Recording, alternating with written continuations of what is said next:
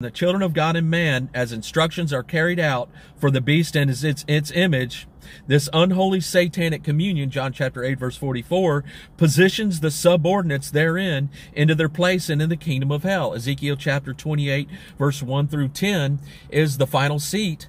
It depicts, it's a parallel to Revelation chapter 17, verse 1 through 6, that depicts the seat of satanic captivity as people receive the mark of the beast and are rendered unto, they have the seal of Antichrist within their hearts, and they take their final seats in the kingdom of hell.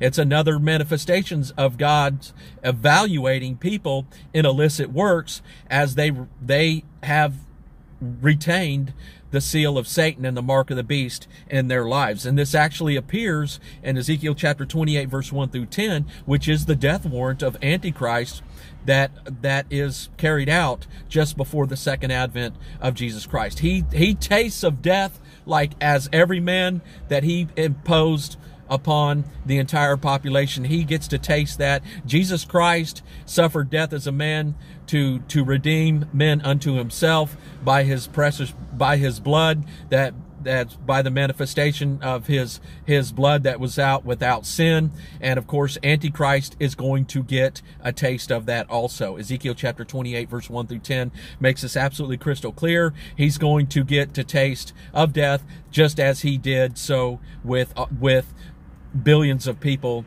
that he inflicted his pain and his presence upon. And that goes for people that were captive to him and people that weren't captive to him. You know, he kills the righteous and the wicked. We know that. So Revelation 14:9, the labors that poison the children of God and man as instructions are carried out for the beast and his image. This unholy satanic communion, John chapter 8, verse 44, positions the subordinates therein into their final place in the kingdom of hell. Ezekiel chapter 28, verse 1 through 10. Willful acceptance of the beast, its image, and its mark. 1 John chapter 3, 4, Romans 3:23, Romans 6:23, as the beast and its image completes the exchange of the soul of its victim for a temporal promise of gain that results in the gain of nothing. In Romans chapter 1, verse 20 through 23, we have the creatures exchanging the truth of God for a lie. In Jeremiah chapter 2, verse 11 through 13, we have the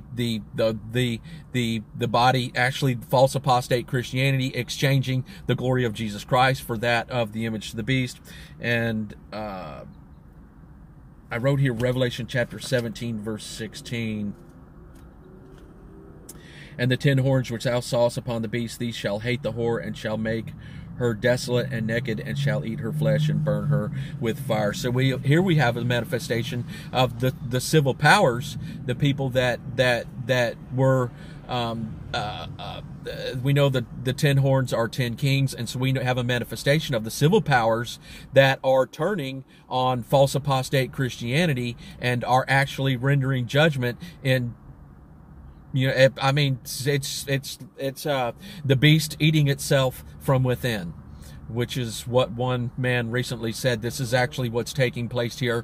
It's the beast turning in upon itself in a catabolic state and actually consuming itself within. So this is very important here too, because some people that are evil may say, well, that's great. The image, the mark of the beast is going to come, and we're going to finally get rid of all these Christian people. But here we have a very intimate view from God as the people that are resigned with the mark of the beast in civil and false apostate powers are actually turning upon themselves, and in a catabolic state are consuming themselves and rendering destruction, it looks like to me, destruction upon the flesh of one another. So it'll be horrible. I mean, this is just, it's terrible. And say this is it, but it's what this is for the entire creation of unfallen beings. This is a witness of the power and the dominion and the rule of Satan as it comes to the full kingship in its operational capacity within the heart of man. But we see this all the time. But we see this in the manifestation of death as it takes people captive, and people then in criminal in a criminal fashion just go out and indiscriminately take the lives of other people. But when when the mark of the beast comes in the full manifestation, This will actually be the union of one voice, one mind, and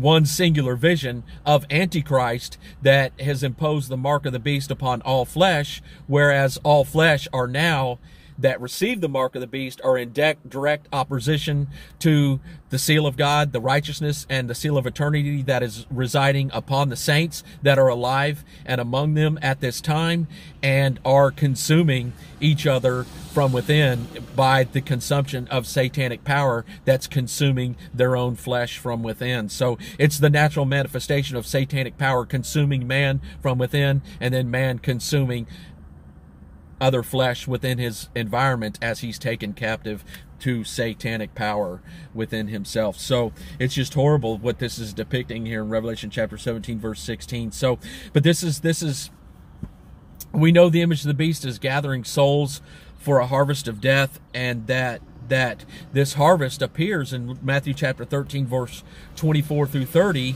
as the darkness, men reside in the darkness. The darkness is in their hearts, and in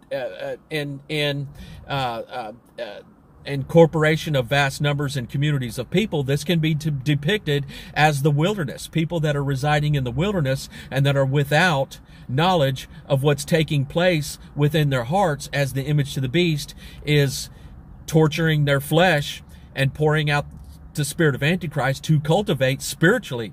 The image of the beast, he's trying to kill their flesh and to cultivate this spirit of Antichrist, and satanic forces bring to cultivation satanic forces as a manifestation of the wheat and the tares within their lives to bring forth a harvest of death within their personal environments. So, Jeffery Lee Owen, if you're edified about this program, please hit the like button, subscribe to this channel, receive notifications of future installments. And remember, you can come to the throne room of God today and receive your healing directly if you're abiding in mercy and grace, as manifested by Matthew chapter 13, verse 10 through 15. Thank you.